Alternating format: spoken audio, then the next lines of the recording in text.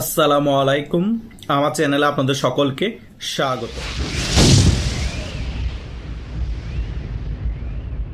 পুরান ঢাকাইয়ারা একটা কথা বলে, আঙ্গপাড়া আঙ্গ মহল্লা হালাই আমরাই জামাত পাই না, হালারা যে কত্তুনয়া যে খারাই ও গো মায়েরে বাপ কার মারে কইবার পারি না।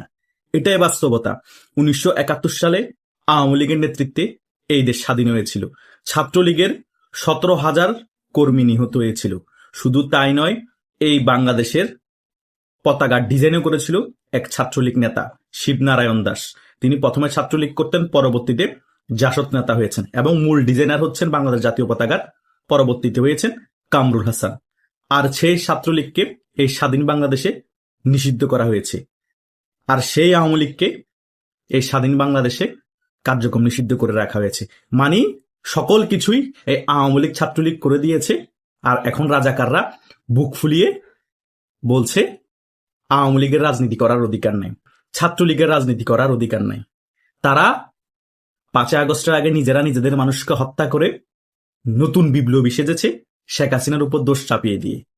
তারা একবার বলে 400 হত্যা করেছে, একবার বলে 500, একবার বলে 1000, একবার বলে 2000। আবার অনেকে হত্যা হয়নি, তাদেরকে মৃত বানিয়ে সংবাদ মাধ্যমে প্রচার করা হয়েছে। তোমাদের এসব বিপ্লবী কর্মকাণ্ড শেখ হাসিনা আসতেছে বাহির করতেছে। দিল্লি থেকে শেখ হাসিনাকে এখন সীমান্তের কাছাকাছি নিয়ে আসা হচ্ছে। এটা নিয়ে অনেক গুঞ্জন শুরু হয়েছে ভারতের মধ্যে। হঠাৎ করে কেন শেখ হাসিনাকে বাংলাদেশের সীমান্তের কাছাকাছি নিয়ে আসার পরিকল্পনা করছে ভারত? এটার পিছনে অনেক গুরুত্বপূর্ণ কারণ আছে। তার মেইন কারণ হচ্ছে যাতে বাংলাদেশে এমন এক পরিস্থিতি তৈরি করা, এবং এমন এক পরিস্থিতি হয়তোবা সামনে তৈরি হবে যাতে শেখ হাসিনা খুব তাড়াতাড়ি এক ঘোষণার মাধ্যমে বাংলাদেশে চলে আসতে পারে, যাতে বেশিক্ষণ সময় না লাগে। এটারও হয়তো প্ল্যানিং হতে পারে। অলরেডি বাংলাদেশের যে পরিস্থিতি চলতেছে সেই পরিস্থিতি দেখে মনে হচ্ছে শেখ হাসিনা খুব তাড়াতাড়ি বাংলাদেশে চলে আসবে। কারণ যখনই এই গুঞ্জনটা শুরু হয়েছে শেখ হাসিনাকে সীমান্তের কাছাকাছি একটা জায়গায় অবস্থান করাবে ভারত, তার মানে ভারত মোটামুটি প্ল্যানিং সাজিয়ে ফেলেছে, আর শেখ হাসিনাও বাংলাদেশে চলে আসার প্রস্তুতি নিচ্ছে। এই টোকাই বিপ্লবীরা যেসব গালবাজি করেছে সকল গালবাজি বন্ধ হয়ে যাবে। আওয়ামী লীগ এই দেশ স্বাধীন করেছে বিদায় এই গালবাজিগুলা করতে পারছে। ছাত্রলীগ মুক্তিযুদ্ধে অংশগ্রহণ করে তাদের 17,000 ছাত্রলীগের কর্মী নিহত হয়েছে বিদায় তারা এই সকল চাপাবাজি করতে পারছে। এই স্বাধীন বাংলাদেশে বুক ফুলিয়ে নিঃশ্বাস নিয়ে হাঁটতে পারছে। আর তারাই আজকে এই আওয়ামী লীগকে কোণঠাসা করে রেখেছে, ছাত্রলীগকে সন্ত্রাসী সংগঠন বলছে। ছাত্রলীগ যদি সন্ত্রাসী সংগঠন হয়, এই শিবির তো সন্ত্রাসী সংগঠনের বাপ দাদা খালু। যখন মিডিয়া এত অ্যাক্টিভ ছিল না, তখন শিবিরের কর্মকাণ্ড, শিবির কিভাবে মানুষকে হত্যা করতো, শিবির কিভাবে মানুষের পায়ে রক কাটে দিত, ওগুলা পেপারে পত্রিকায় সয়লাভ হয়ে যেত, নিউজে। আজকের সময়ে ছাত্রলীগ 5 আগস্টের আগের সময়ে কি এমন করেছে যে ছাত্রলীগকে নিষিদ্ধ করতে হবে? তাহলে তো বাংলাদেশের কোনো ছাত্র সংগঠনই রাজনীতি করতে পারবে না। ছাত্রদল কি ভালো? 2001 থেকে 2006 ছাত্রদলের কর্মকাণ্ড আমরা কি দেখিনি? এর আগে ছাত্র শিবিরের কর্মকাণ্ড দেখিনি? 2001 থেকে 6 শাসনামল ছাত্র শিবিরের কর্মকাণ্ড দেখিনি? বাংলাদেশে কোন ছাত্র সংগঠন যারা রাজনীতির সাথে জড়িত ক্ষমতায় থাকে কেউ ধোয়া তুলসী পাতা না। কথা বুঝেন নাই? এই ছাত্রলীগের লুঙ্গির তলে থেকে হেলমেট বাহিনী ছিল এই ছাত্র শিবিররা।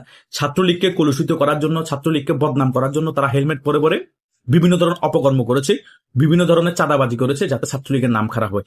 এখন তারা লুঙ্গির তল থেকে ছুটে গিয়ে এখন তারা শিবিরের অনেক বড় নেতা হয়েছে। এই সাদিক কেউ দেখুন, সে ভিপি। আর সকল দোষ ছাত্রলীগের উপর দিয়ে দিয়েছে, ছাত্রলীগকে সন্ত্রাসী বানিয়ে ছাত্রলীগকে নিষিদ্ধ করে দিয়েছে। এগুলার বেশি দিন থাকবে না। শেখ হাসিনা খুব তাড়াতাড়ি বাংলাদেশে চলে আসছে, সকল প্রস্তুতি ভারত নিয়ে ফেলেছে। জাস্ট সীমান্তর কাছাকাছি যেদিন আসবে ওনার অবস্থান মোটামুটি ওখানে তৈরি করে ফেলবে, তার কিছুদিনের মধ্যে শেখ হাসিনা বাংলাদেশে ফিরে আসবে। কেউ ঠেকিয়ে রাখতে পারবে না। এটাই হচ্ছে বাস্তবতা। ডক্টর ইউনূসের বয়স এখন 87, ওনার 1 সেকেন্ডের ভরসা নাই, আমাদেরও 1 সেকেন্ডের ভরসা নাই, কিন্তু বয়স অনুযায়ী ওনার আর বেশি দিন বাঁচার কথা না। যে কোনো মুহূর্তে উনি মারা যেতে পারে। বাই চান্স নির্বাচনের আগে উনি মারা গেল, তাহলে কি হবে? নির্বাচন তো হবে না, এবং শেখ হাসিনা যে কোনো মুহূর্তে বাংলাদেশ চলে এসে সংবিধান অনুযায়ী উনি তো প্রধানমন্ত্রী, আবার প্রধানমন্ত্রী চেয়ারে বসে যেতে পারে। হয়তোবা সেটারও একটা পরিকল্পনা হতে পারে। সেই কারণে আগে থেকে শেখ হাসিনাকে সীমান্তের কাছাকাছি আনার প্ল্যানিং করে রাখছে ভারত। হয়তোবা সীমান্তের কাছাকাছি এনেই রাখা হবে, হয়তোবা রাখা হয়েছে, এটা পাবলিশ করা হচ্ছে না। তাই সকল কিছু যত সোজা মনে হয় তত সোজা না। রাজনীতির ভিতরেও রাজনীতি আছে। আর বাংলাদেশের রাজনীতি কতটুকু নোংরা আমরা বাংলাদেশের জনগণ যারা বসবাস করি তারা ভালো করেই জানে। জামাত যেরকম তাদের কর্মীদেরকে বলি দিয়ে রাজনীতি ফায়দা লুটতে চাই, এরকম বাংলাদেশে সকল রাজনৈতিক দল তাদের ফায়দার জন্য অনেক কিছুই করবে। এক একজনের রাজনৈতিক থিওরি, এক একজনের রাজনৈতিক ফিলোসফি একরকম। তাই বোঝা বড় মুশকিল কোন রাজনৈতিক দল কোন ধরনের ফিলোসফি নিয়ে আগাচ্ছে রাজনীতিতে। এটাই হচ্ছে রিয়েলিটি। কিন্তু শেখ হাসিনা যে বাংলাদেশে খুব শীঘ্রই ফিরবে সেটা কিন্তু 100% সত্য, এবং বাংলাদেশে একটি সুনামি আসবে রাজনীতিতে সেটাও 100% সত্য। অলরেডি পরিস্থিতি ঘোলাটে মনে হচ্ছে। যতই বেশি শক্তি দিয়ে জোর জবস্তি করে পাতানো নির্বাচন দিয়ে দেন, দিয়ে বিএনপি ক্ষমতা চলে আসুক এবং বিএনপিকে ক্ষমতায় বসিয়ে দেন, কোনো সমস্যা নেই।